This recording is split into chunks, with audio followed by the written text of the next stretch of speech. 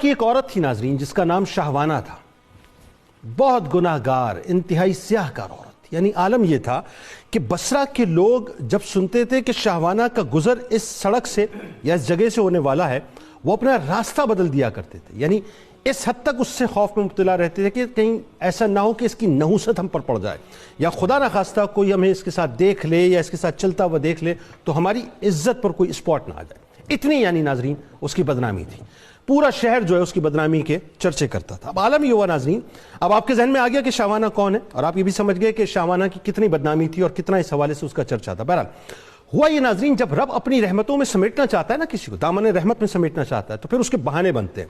ایک مرتبہ ہوا یہ کہ وہ کسی کام سے نکلی، اس کے ساتھ اس کی کنیزیں بھی تھیں، تو ایک وائس خطاب فرما رہے تھے، تو خطاب ہو رہا تھا قبر اور حشر کے اوپر۔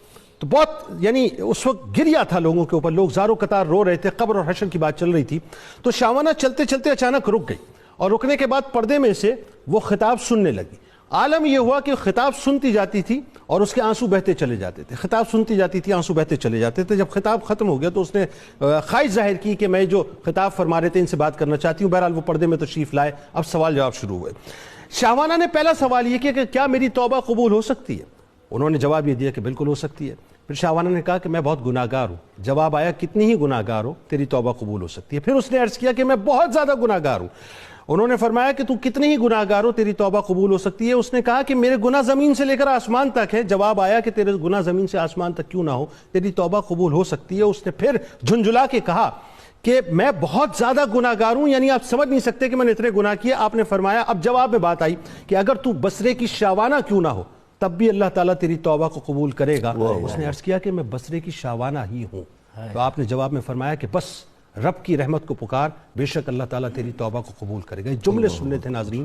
اس نے اپنی کنیزوں کو آزاد کیا، جتنا مال کمایا تھا سب اللہ کی راہ میں خرچ کیا۔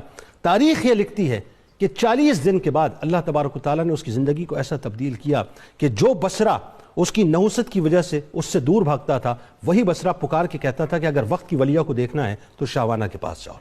یہ ہے اللہ کی رحمت، جو اپنے آپ کو منوانے پہ آتی ہے اور بندے کو اپنی دامن میں سمیٹنے پہ آتی ہے تو پھر اس کا مقام کچھ اور بنا دیتا ہے۔